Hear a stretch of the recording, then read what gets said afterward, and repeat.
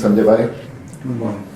To begin with, I would like to apologize for the inconvenience that I have caused you by cancelling the webinar on the 11th. There were some personal compulsions which prevented me from being present here. And I thank you all for being here today, especially Sanjay bhai, thank you for giving me time at such short notice. It's my pleasure.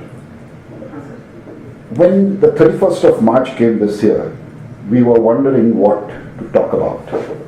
And normally 31st of March being the fiscal end of the year in India, people tend to talk about the financials and how their company did and what they hope to achieve in the future.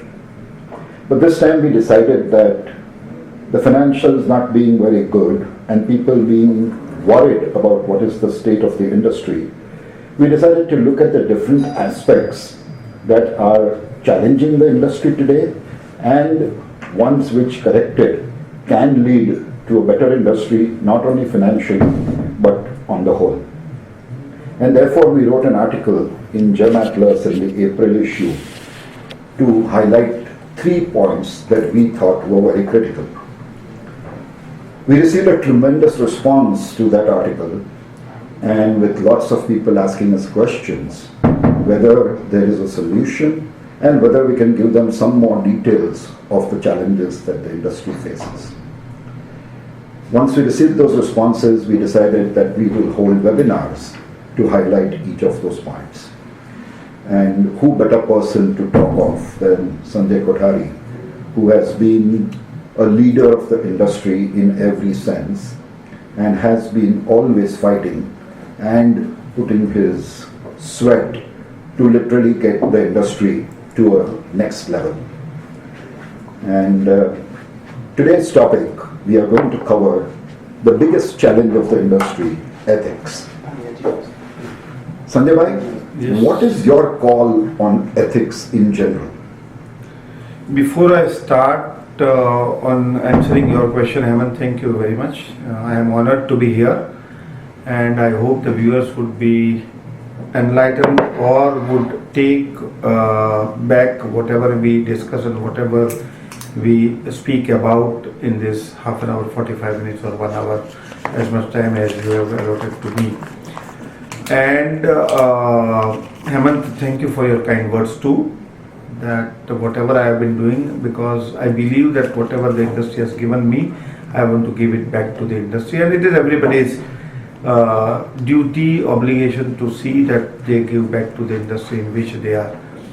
First we talk of family, then industry, and then nation, and that is what usually people do. So in view of that, everybody has to look after their family, their business, and then the nation. So try to do everything good for all three. That is what the takeaway should be after this seminar of today. Now coming to your question of ethics, I believe, Hemant, and the viewers, that ethics, moral, values, all are synchronized with each other, and it is more relevant today. And it is unfortunate that we have to discuss this topic on gem and jewellery industry and ethics in gem and jewellery industry. If you go back to say 50 years, 80 years, 100 years, there was no such talk on ethics which were happening. Moral values, right from the days of Mahabharata and Ramayana, all these things are in the vogue. But ethics in particular industry was never a matter of discussion. And I'm glad that you have taken up this topic. So now what you want to know, I will take back to the history and... The reason for my taking up this topic is that I come from an institute where all my colleagues are today professionals in various fields, whether it is banking, whether it is insurance, whether it is other core industries. And more often than not, I have found that when I tell somebody that I am from the gem and jewellery industry, the response is not one of wow or oh, but it is one of, well, recently somebody told me, okay, I'm consulting for a company which is in the e-commerce space, and when I met one of the venture capitalists and I gave him my background, he said that, oh, I hope you're not teaching him things from your industry. And this is where I come from the point that ethics is one of the core problems of the industry. And I think we need to address that. So we have identified, or I have identified a few things which I think are today very crucial. And the first thing that comes on this is the fact about all the stories that are circulating about man-made diamonds and fraudulently treated diamonds. In fact, just today I was reading an article about GIA receiving some stones which have been color enhanced with a technology that is not known to them. So let us take up that topic first, about misrepresentation of the product that we are selling. What are your views on that? Before that, Hemant, if I can touch upon the history, and I want you to take back to I don't want to talk at the moment only of gem and jewellery, the general perception and general attitude and the general behavior of the people. Let me take you back to the pre-independence era and the independence era of Indian history.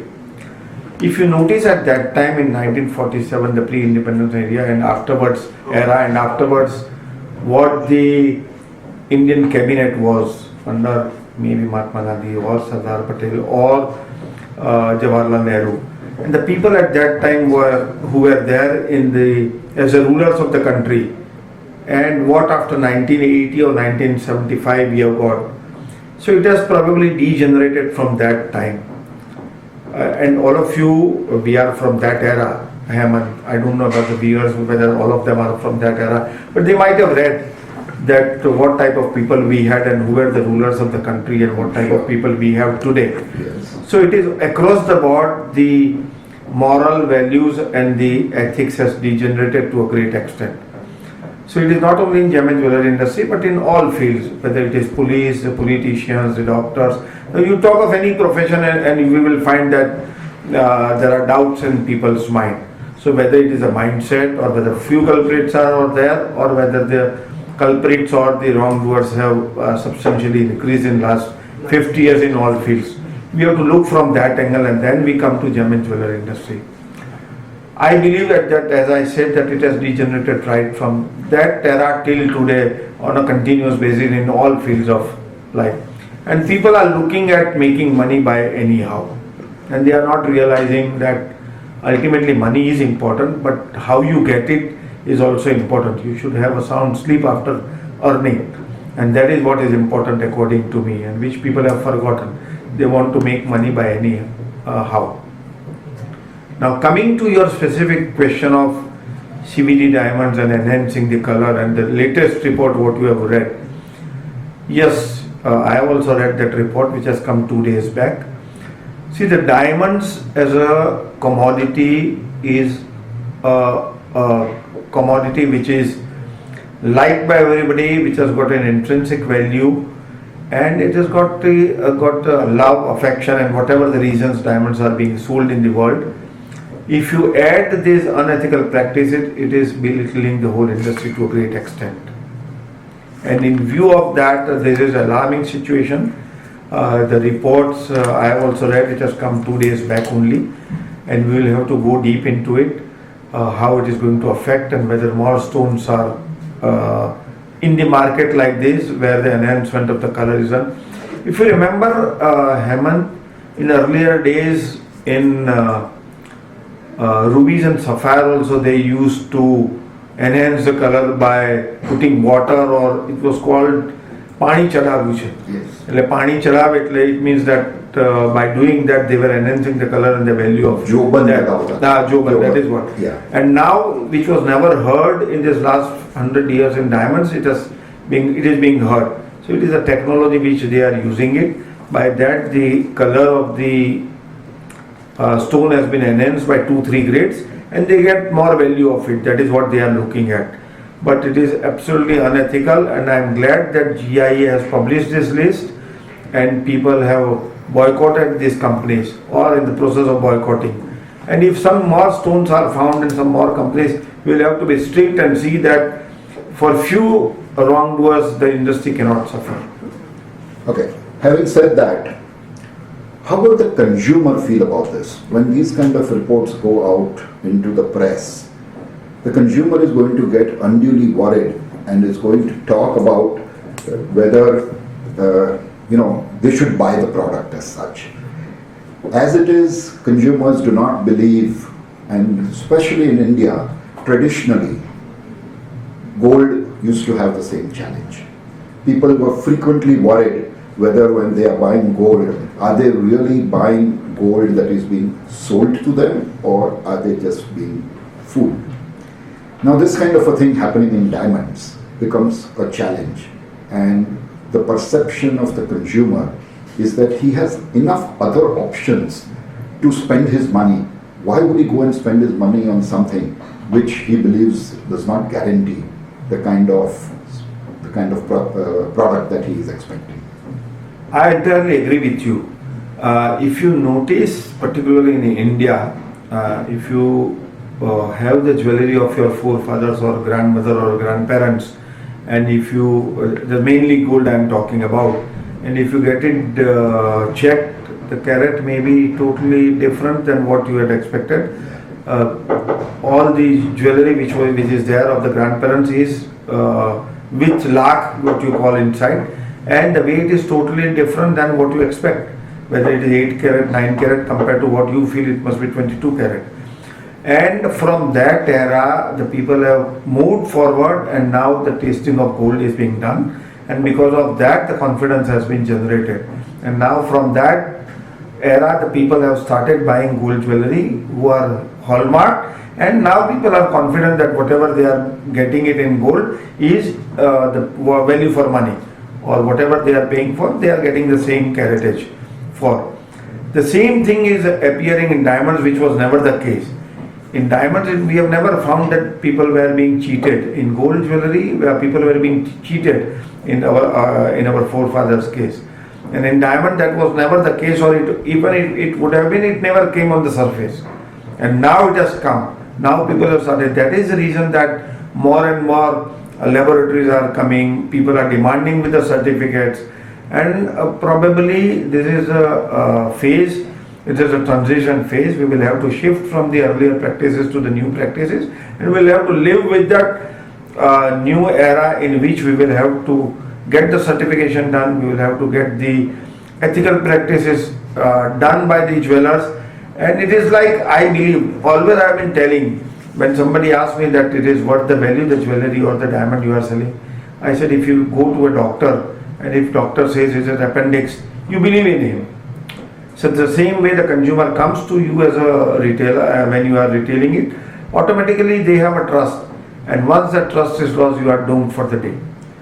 So that is what we will have to work for, and people will have to abide by the ethical practice.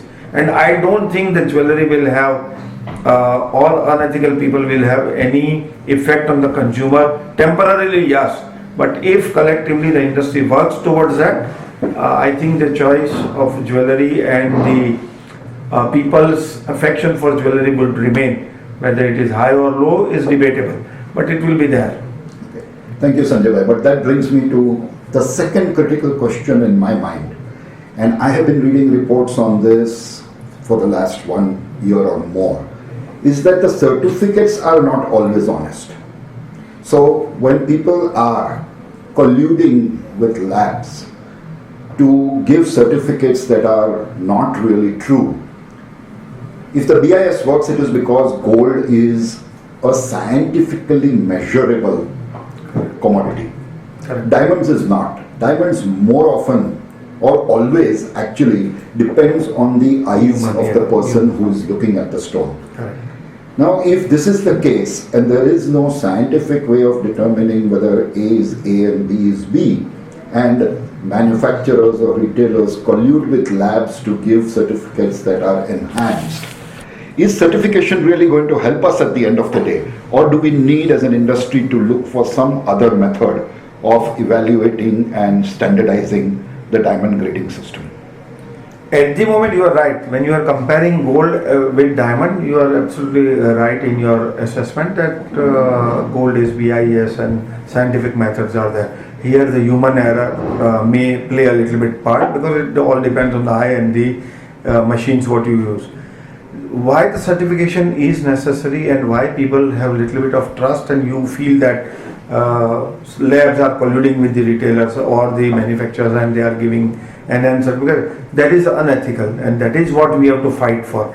On council's platform before 2 years, I had called all the labs and I had asked them that can we find out a requirement for a certification given by the labs which are accepted in the country. Particularly I am talking of India. So I had called GIA, IGI, EGL and XYZ labs. And I don't say that XYZ lab is bad or XYZ lab is good. We just have a standardization that the labs should have these many equipments. The people who are grading the diamond should have this much knowledge. Something like that, to become an engineer you should have a BE degree. The same thing should be applied, and once we come up with that, those who are having those standards matched, they are the authorized and acceptable laboratories for certification of diamonds. That is what we should work on, and I am working. Otherwise, you are right. In North India particularly, there are laboratories which don't have. They have just a typewriter and a letterhead, and they give the certificate. That is where the worrisome factor is. So if we can identify that these are the 10 labs or maybe 20 labs who are standardized in that, and organizations like GJEPC or GJF or any other organization can promote that these are the laboratories from which the certificates coming are authentic, then the consumers will have a confidence. And at the moment, to the next question, at the moment I don't have any other method of evaluating the diamonds rather than the certification. Okay, to take the last point first, do you think the council or the GJF or both of you together should set up a team or should set up a facility whereby you can do some research on maybe a more scientific approach to certification? That I am not aware of it. We will have to speak to the labs and whether anything else can be done, because everybody, GIA, IGA are having the research centers of their end, of their own, and on the basis of that, if they can come up with anything, nothing like it. But at the moment, as I see on today, this is the best way to create a confidence in the people's mind that XYZ labs, they are authorized to do it and they have got this many equipments, and you should get the certification done from those labs rather than any XYZ. Okay. Now coming to naming labs or selecting a few labs. I remember the stories that have been doing the rounds and a lot of internal bickering that has been going on with one lab in particular, who used to franchise their operations to other people in different countries. And we know that the lab with the same name had literally different standards of evaluating the goods in different countries. If the lab is willing to give a franchise but unable to set standards within itself, how are 20 labs going to reach a common platform for grading and certification? So, there are two things. One is 20 labs or 10 labs which are authorized or which can be, which we can feel that they are authenticated if they have certain standards. That is one part. And the second part, the labs giving franchise, it is not like a Italian restaurant that you can give franchise. If you cannot maintain the standards, you cannot do it. And that is what the challenge is. So if, for example, GIA, they are not giving any franchise to anybody, they are opening their own labs. Correct. And that is what people will have to look into it. IGI is having their own labs. And that is what is required. So giving the franchise, it is not like, as I said, like a restaurant that you can give the franchises and anybody can have any standards. It is not acceptable. People should not accept it. And I have a strong reservation that if people are doing into that, they will lose the name of their own ultimately. This brings a thought to me that the question of ethics and ethical operations and systems does not lie just within the diamond traders or the diamond manufacturers or the jewelry manufacturers, but even labs need to be an integrated part of the whole process. Not only labs, why only labs? The people involved with the gem and jewelry industry, everybody has to be part of it. Whether it is labs, those who are selling eyeglasses, those who are all accessories along with the gem and jewelry sector has to be part of this ethical practices. It is not only for the traders or retailers or manufacturers, it has to be labs, the assorters, everybody has to be one. And if we do that, then only we have a chance of growing, and the name which is little bit tarnished in this last few years can be resurrected and we can attain greater heights. I have been in conversation with a lot of people who are associated with the trade. And when I speak of these two particular aspects, more often than not, they say that such practices arise from the fact that there is no profit in the business that we are doing. Now, if that is the case, if there is no profit in the business that they are doing, why are they still in this business? No, there are two things. If you don't have a profit, if I'm not making money, do you think that I should become a thief? But that's what they say. That is what it should not be. That is what. So if you cannot make money in this industry, you have to find out other ways, but not by remaining in this industry and cheating it. It is on the contrary, if you try to do that, it will go down, it will take you down and the whole industry down, and the chances of revival are negligible. So if you cannot make money, get out of it and try to do something. Here what has happened, the booming period has been since last 40 years in one industry, and because of that everybody feels that this is best industry. Even if you have not studied or if you don't have, you can really make easy money out of it. That's why they are joining the industry. But I am sure and 100% confident, and if the ethical practices are not being applied in the business, you will not be able to survive for a longer run, and the whole industry is going to get doomed if we continue the way we have been doing business. You raised one issue in between, Hemant, that you were talking to venture capitalists. Yes. I forgot about it to answer that. But yes, that is the story of the day today. You see how many IPOs are coming of the gem and jewellery. And in this last 10-15 years, people have lost confidence from the IPOs of gem and jewellery industry. And that is not good sign for us. People do not have trust in the gem. Outsiders don't have the trust in the gem and jewellery as an investor. And that is what going to harm us to a great extent. People collectively, the leaders of the trade should realize this and have to find out a way. And I believe that if you do ethical, proper practice, the days are not far away when venture capitalists or everybody outside the world will recognize it and would come into it. See the example of here in Tanishq. See the example of Chow Tai Fook in China. All of them are growing. Do you think that if they are growing because of their unethical practices? No. Because of their standard and Tata's name in Tanishq, they are adhering to the practice, and today their growth is far ahead of anybody in the industry who are there since 100 years. You take any name and Tanishq is better. Why? Because they developed this name, they are doing ethical practice. Even if it is expensive, tomorrow your wife or my wife will go to Tanishq rather than coming to you and me.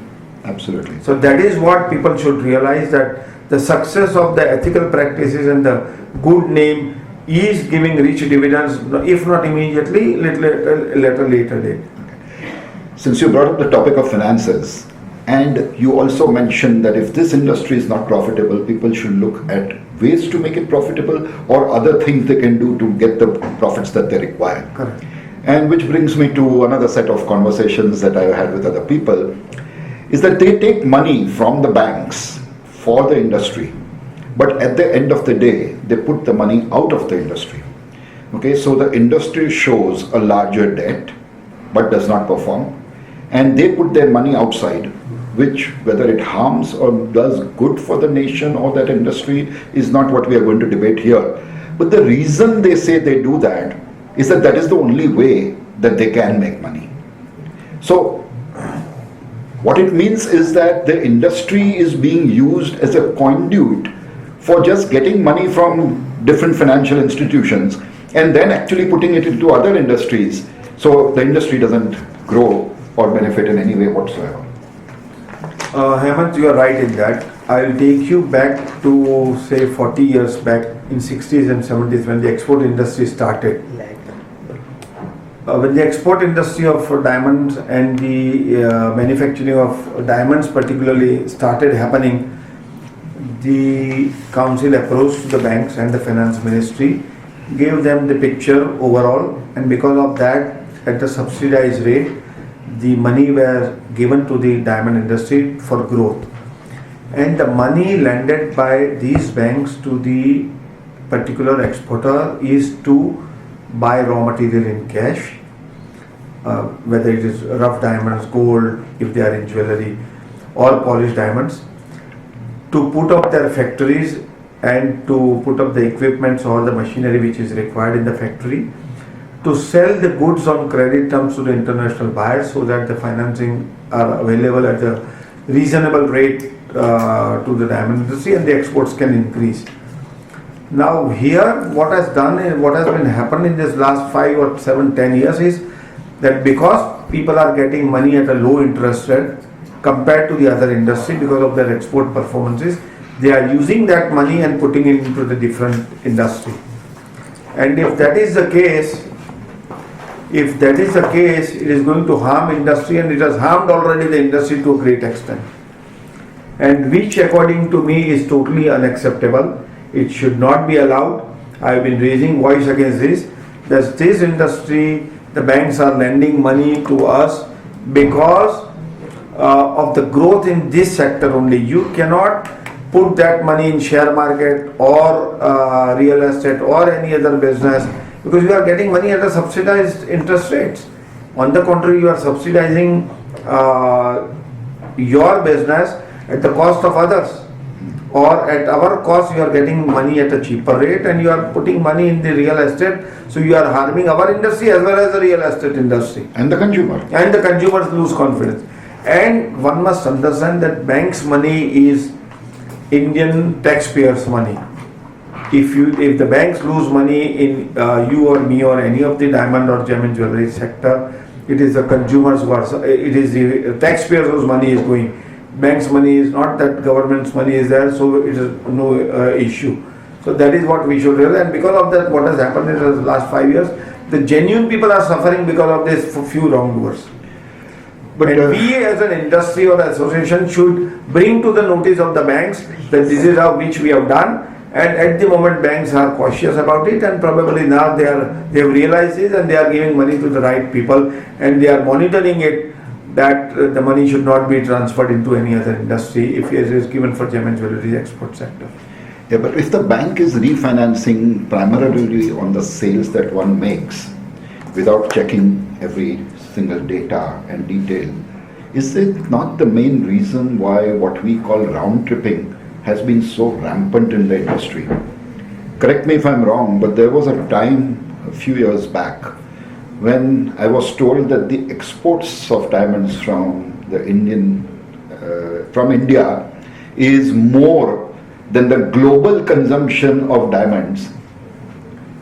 What is the reason for this? Is it just to get the money and put it elsewhere?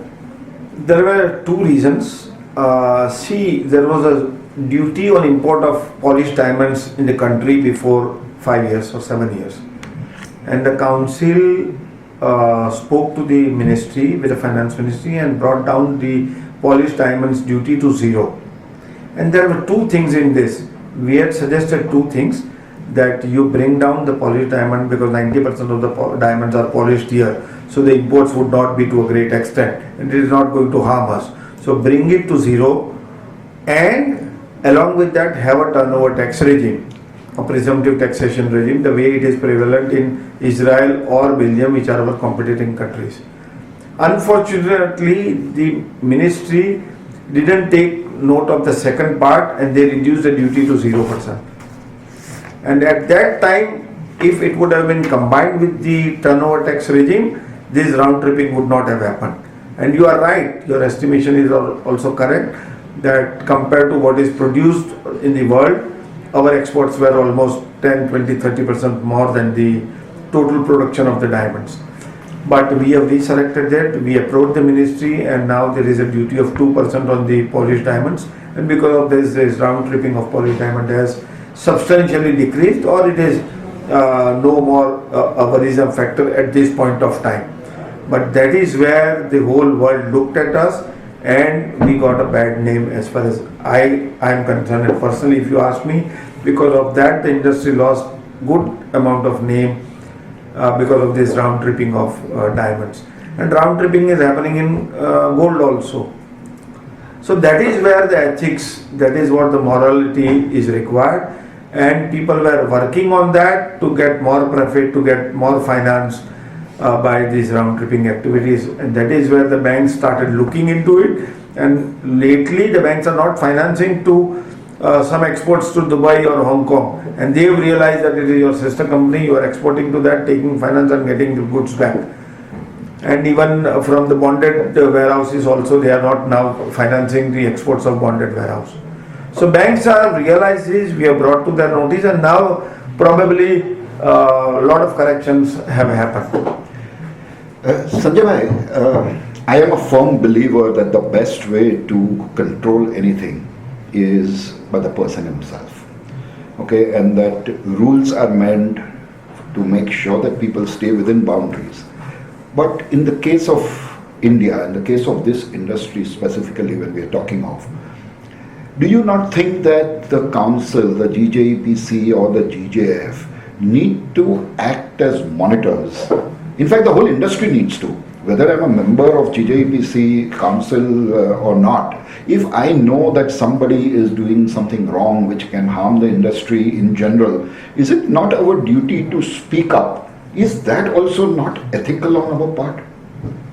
You are absolutely right. I vouch for it, and since years I have been talking about it in council, that our job is not only to promote exports, to have the policy which is conducive for manufacturing exports, but our duty is to see that ethics and moral business and morality is there.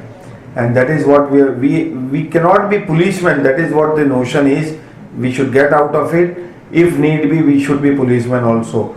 And after sustained efforts since last few years, now because of the boundary wall of BDB, since we have shifted here, BDB, Bharat Diamond Bourse, has also realized this, and we are in the process of doing a really arbitration committee, and now we can take action against this. The rule says, the code of conduct of council or Bharat Diamond Bourse says, but the will to take action against them was not there, and now people have realized that we will have to come to a conclusion that the degeneration in the industry has happened to such an extent, the moral has gone down to such an extent that we will have to wake up and we will have to catch the wrongdoers and if need be ask them to get out of the industry. And we are working on that. Do you think the council, the BDB or the GJF is ready to take this step? Because a lot of times we hear the council actually turns a blind eye even though they know what is happening. Now as I said that after coming into BDB, now people have realized, and I am sure that you will hear good things in next 6 months or 1 year, that we have got the teeth and we have got the will to take action against the wrongdoers. Sanjay, financial transparency is something we all talk of. Is there a system by which the banks, the companies that are operating within this industry themselves can form a very simple, systematic, online method by which this financial transparency can be achieved? And if money which is really supposed to help and grow the industry is being used elsewhere, can be curtailed to a large extent? As I said in my earlier conversation with you, Hemant, that yes, what was there before 3 years or 2 years or 5 years, the banks have realized, and now they are curtailing it, they are monitoring it, and if I take money and if I use it somewhere else, they automatically come to know of it. Even the banks were having a blind eye towards that, let me be honest, and particularly PSU banks.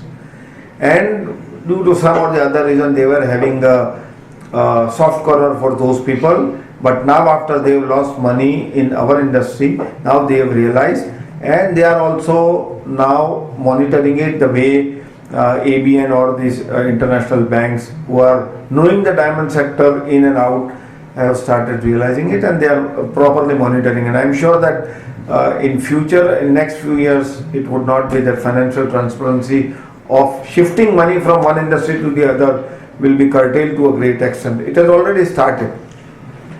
Okay. Having talked about the question of certification or man-made diamonds getting into the stream of natural diamonds and about financial transparency, The question that comes to mind is that are the people who lead the industry themselves believing that this ethical challenge needs to be addressed? And take yourself for example. You have been working in the council for, I don't know, donkey's years. And I still remember that never have I seen you at a council event and mention the word Diatrends, which is your company.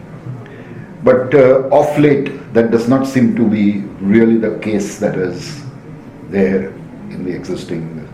Do you think that this kind of a thing needs to be addressed? And do you think that the industry needs leaders who first believe that we need to change the way we work and then address these challenges?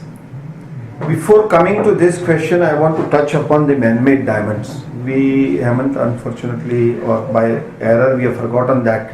We talked of the certification, but man-made diamonds, as far as man-made diamonds, we are with that.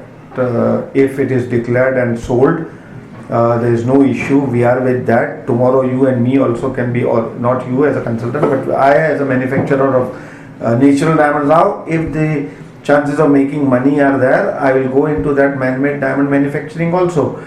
But the point here is that it has to be declared and then sold.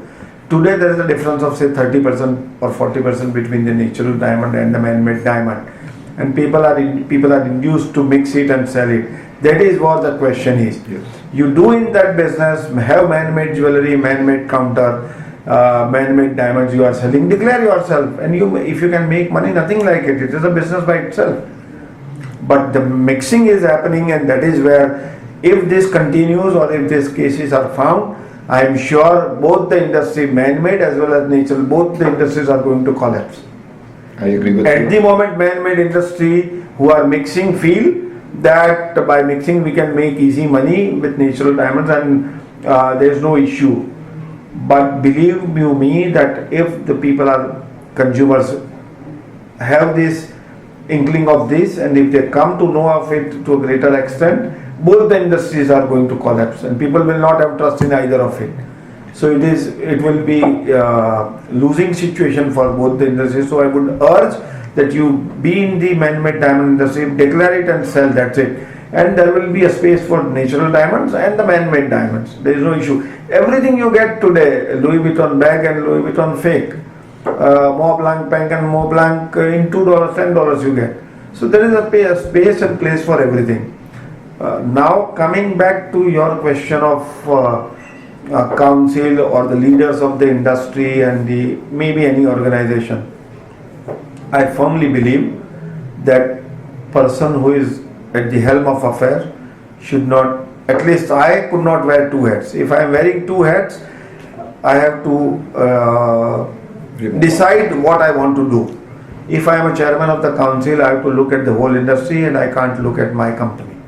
If I am in my company, then if I want to look at my company, there is no need for me to join any organization to serve the people. And as I said in the beginning, that I firmly believe that if you are in this industry for 10, 20, 30 years, now it is your moral obligation and duty to give back to that industry from where you have made money or where you have got that name. And by serving through any organization is the best platform. Yes, you are right, for 20 years, which was never the case. All of us who were working, you were also part in between, Hemant, and all of us were working with one goal, that we want to do something good for the industry. Lately some incidences have happened, few people have come like that, but it is a transition and I have got a good faith and confidence in the new generation, and people will come up with that, and rest assured that some people might come for a year or 2 years who will try to look at their own advantage, but in the long run I am sure that people will come and who would like to serve the industry through these platforms. Sanjay, a lot of the things that we are talking today are things actually which require an education for this industry.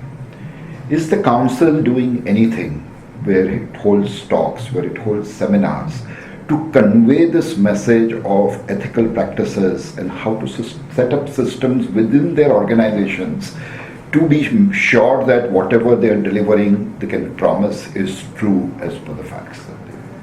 Hemant, to tell you the truth, do you think that if we hold these seminars, people would come? I have got doubt in that. So people don't want to hear, and here we are not trying to preach people like any guru or mahatma or any sadhu, but yes, I believe that the council should organize this, even if it can start with few people. The way you have started, I think this is the first time I am attending any seminar or any webinar like this which has got a topic of ethics. Usually the topics are, and if you notice in the diamond conferences everywhere nowadays, the topic of ethics is there.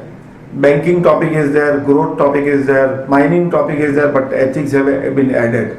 And I compliment you for bringing this topic also on webinar, whether it is 50 people, 100 people, 200 people are listening, but I am sure if you hold this type of thing, more and more people will get awareness, and it is going to help the industry in general. And yes, council also should do it. I will try to put this forward to the council, leaders of the council, and let us see if it can be done. Well, we're talking of ethics on one side. One of the thought processes, and this is something that comes to mind very often, is that we as an industry have not done enough to make sure that the business remains sustainable. Okay? As you said, there was a golden era probably where people made money very easily. But then that money was not really made from business. I may be wrong in this, but my research, my study tells me that the golden era, the money was made from the fact that the dollar-rupee equation was constantly beneficial to a person exporting from India. In fact, this could have been very well the reason why India started giving 120 days terms, because when they get the money back in 30 days, they get 5%, but when they get the money back in 120 days, they probably get 30%. Okay. Having said that, if the industry never really did make money from the industry itself, they had to be wise enough. They're all very rich people, they made a lot of money, and they were smart enough to realize that they can make money in one particular way. Why did they not realize that when that way is stopping, they need to look at some other way by which this industry sustains itself?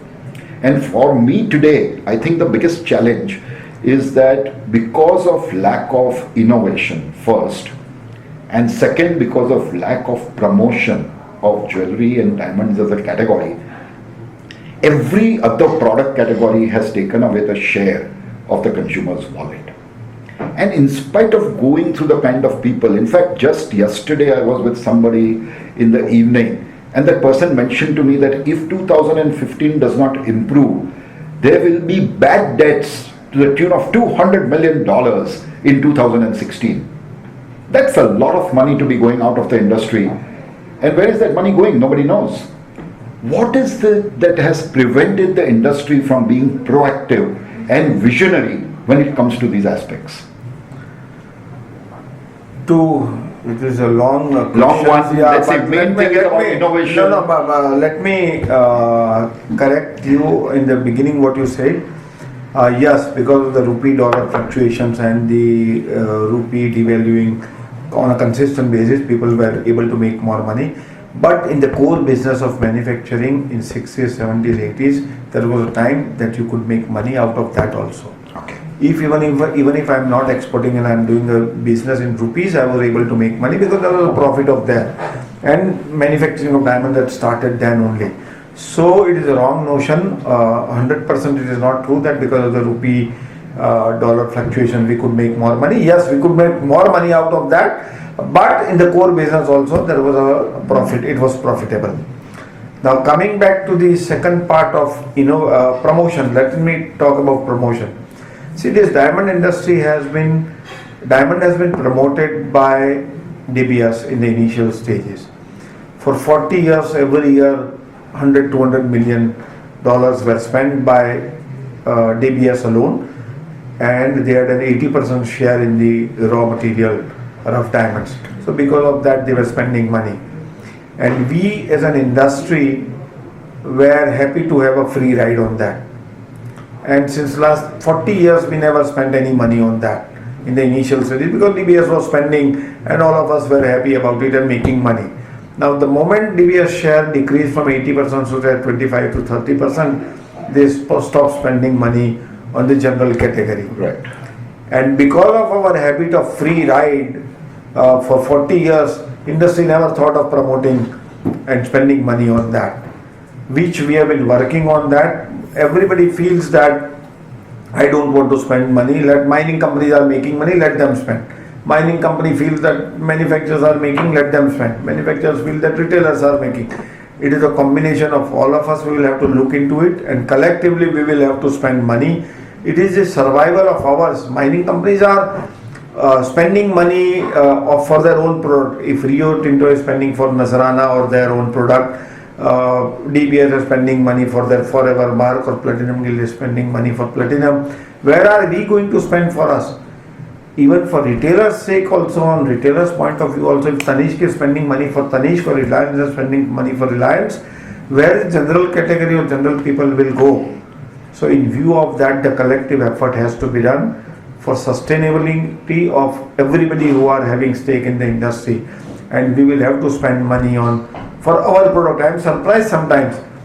If Hemant, I will give you a simple example. I have nothing against anybody or anybody spending money on whatever they like. If you go and ask money for charity, whether it is school, hospital, mandir or earthquake or XYZ, people will give money on their own. And when you go for asking money for promotion of their product in which they have made money and in which they are involved, if you are no, it is not my cup of tea, why I should spend, let XYZ spend. That is what the point is, which we will have to get out of it and try to see that to sustain industry, how collective effort can be done and the promotion can be done. So that is as far as promotion.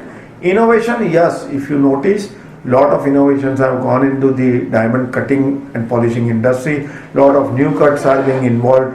Lot of efforts are there from individual people who are going into the innovation of diamond cutting and polishing. And jewellery, I am sure a lot of people have been entering into different segments, and I may tell you that you yourself was one of the person were one of the person in which, apart from metal, you went into the different category of jewellery, whether jewellery can be made of some other product, diamonds or color stones can be used with other material rather than platinum, gold or silver.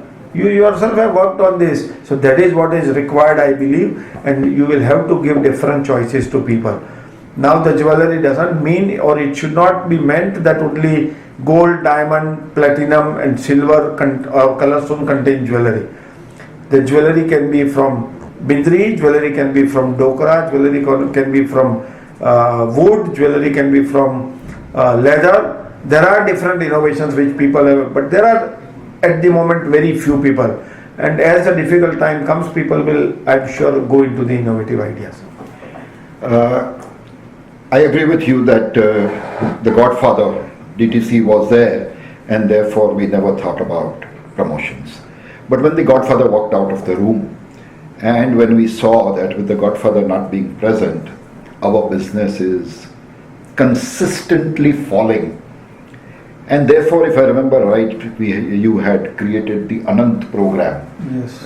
Which we had both been involved in and which we did in India. If you remember, one of the discussions we had at that time, Sanjay bhai, was to introduce a kind of tax which every member of the council has to pay if he wants to be a member, and which was, I think, as low as 0.25% of the value addition. Correct. Okay, which would have given us 0.25% of the turnover of the industry, and which could have really sustained itself. But more often than not, we said that is the manufacturer, whether it's the diamond manufacturer, the jewellery manufacturer, cannot afford that 0.25%. That's the feedback we kept getting.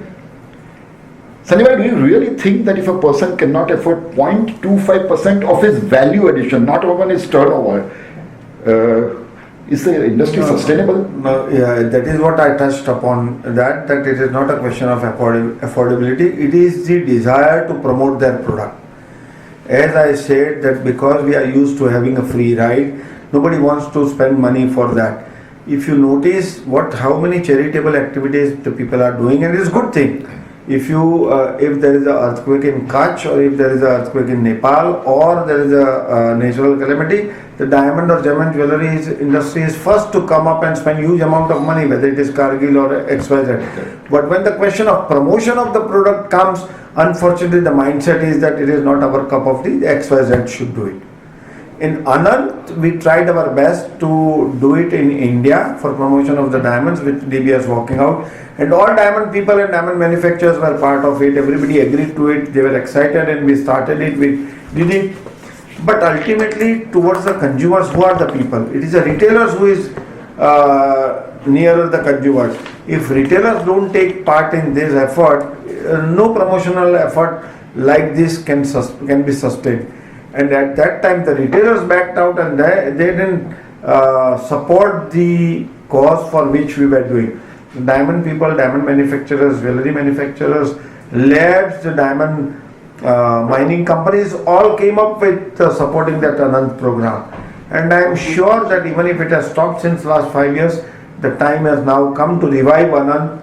And if any organization, whether it is GJF or GJEPC or XYZ does it, I would require your help, or the industry would require people like you to join in that effort of reviving the Anant program, or for that matter anything. If they don't want Anant, something else can be done. But the promotion of the product has to be done, to start with in India.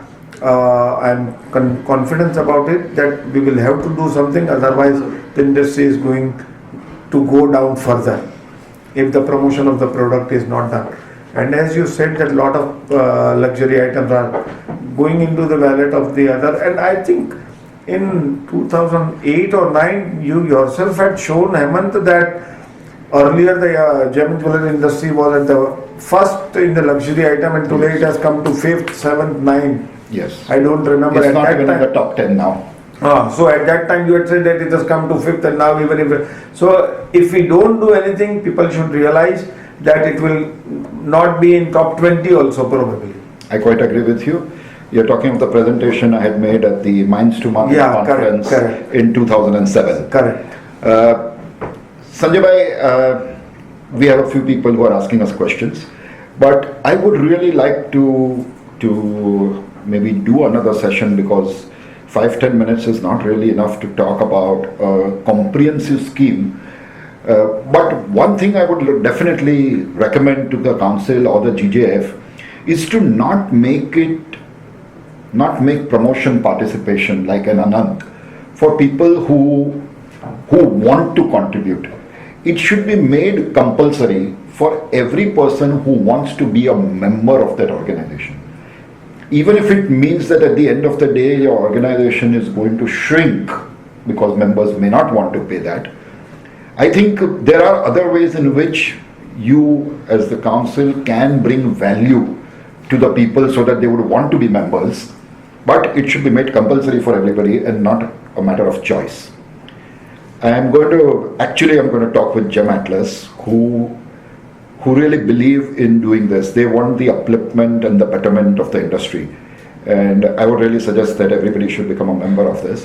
But I'm going to ask them if they would be willing to make and arrange for another webinar where we will only talk of promotion of diamonds and gems and jewelry. And maybe we'll have some more participants besides you and me who can really shed light on this. What do you think of that? Sure. We had tried earlier of this 1% or 0.1% of that. And for 1 or 2 years we collected money for the promotion of the product. At that time Anant was not part of it. Correct. The money collected by council was specially earmarked for promotion of the product. But council being a semi-government body, we could not get the sanction from the ministry that yes, you can collect this. So somebody would challenge it in the court and go to court, and we cannot do it. It has to be embedded in the fee, and then some way it needs to be found out. Now with Bharat Diamond Goods coming in, I am suggesting to the office bearers of Bharat Diamond Goods that you take 5, 10, 20 rupees per square feet on the premises of Bharat Diamond Goods and see what the promotion of diamonds can be done or not. That is one way of doing. But anyhow, we will have to find out. But that mindset has to be there for promotion of the product, we need to spend money from our pocket. If that mindset is there, how to collect money, we can find out a way. And I'll be glad to participate in that promotion if you want to keep a topic of that. I'm sure and invite few other people also. I'm sure the GemAtlas team is listening, and I would really urge them to keep this in their agenda and make sure that you create a webinar which is going to help us to keep the industry from still going down any further. May I ask you one Yes. thing, that how many members are there at the moment of GemAtlas getting this? I really don't know myself. Around 1100 members. 1100. Yes. Yeah, And you started this since 1 year? since about a year, yes. That's good. And all of GemAtlas members are from across the world or only India? No, there are foreign members also. Try to promote it more, and if council can Yes, help we you, are- there's we no are doing issue. that. You, In fact, come up with any proposal to council, and we'll see that how it can be helped. Definitely. Okay, let's take the first question. It is from Donesh Irani. A significant increase in demand for diamonds has been based on the promise by the jewellery retailers to buy back jewellery at 80 to 90% of the value. What happens when the jewellery unknowingly sells a solitaire, and 3 years later when the customer wants his money back, he finds out that it was man-made? Won't it seriously dent the image of diamonds? Sanjay bhai, would you It take is this? for sure it is going to harm us to a great extent. And that is the reason that now people have started buying diamonds with a certificate. If the earlier, when the certification system was not in vogue to such an extent, but people who are having already jewellery of their own are getting the certification done of their bought jewellery also. Forget about the new. So and that would help. And if you have been cheated, luck is yours. You are cheated. Is cheated. What can you do? I think every stage of the pipeline should become responsible and ethical. And once you do that, I do not see any challenge of this kind, Donesh. I hope that answers your question. I have a very interesting comment here from Menosh Printer, who is an equipment supplier. And he says that even equipment suppliers should be made responsible to follow ethical principles. In the past, they had repeated requests to calibrate equipment to suit the standards of the manufacturer. Okay, I am guessing that this means that if it's 17.8, it should still show 18 carats or whatever it is. But yes, Menosh, thank you. And I think the initiative, as I said, has to start from each self. Everybody, if they become responsible themselves, then this challenge is going to go away.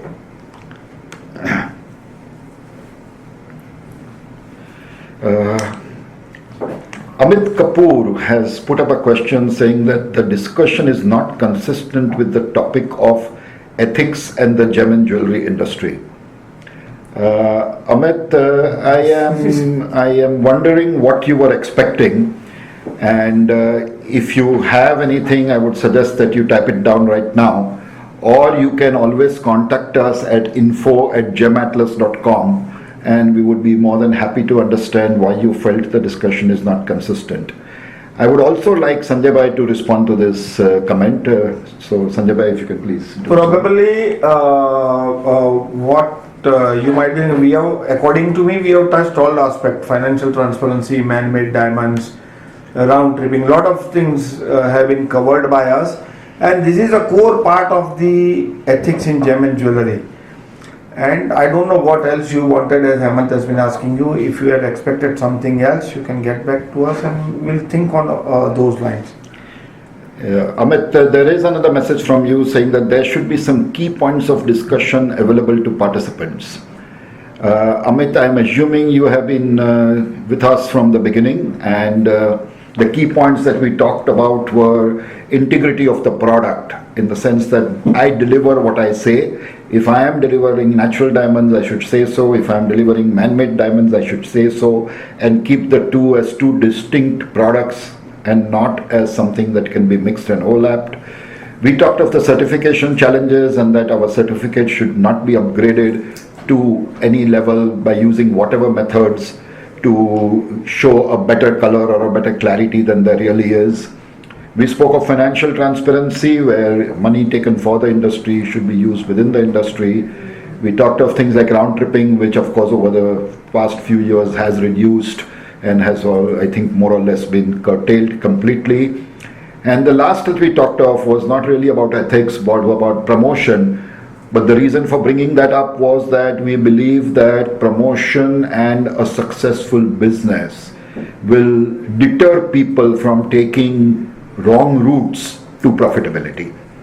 These were the main key features of today's thing. If you have any questions, as I said, Amit, please feel free to write to us and get back to us on these issues. I repeat, the email address again is info@gematlas.com. And if you're a member, then you can connect with me. I'm Hemant Shah, and I'm also a member of GemAtlas. Sanjay bhai, I would like you to give the closing remarks, if you please. I would request GemAtlas and its organizers to come up with such topics frequently. I don't know if this is the first or second or third, I am not aware of it. But gem and jewellery industry requires this type of things, and more members, it should be promoted properly so that more and more members can listen to it. And you need to invite many other people who are the stakeholders in the industry, who are having really good knowledge about it on different aspects, whether it is ethics, promotion, manufacturing, techniques, innovations, and maybe apart from diamonds you can enter into the jewellery industry. And that is what is required. Compliments to you and good luck in future also. Thank you so much, Sanjay bhai. Thank you everybody for attending the webinar, and we will keep you posted on when the next webinar is. We normally do a webinar every month, and at least one a month. And if you have any suggestions on topics, please do write to us. We will be more than happy to look at them. Thank you, Sanjay bhai. I really appreciate your time and your thoughts. And well, I've always been learning from you for the last 15 years, and one more day of learning always helps. Thank you so much. Thank you. Good luck.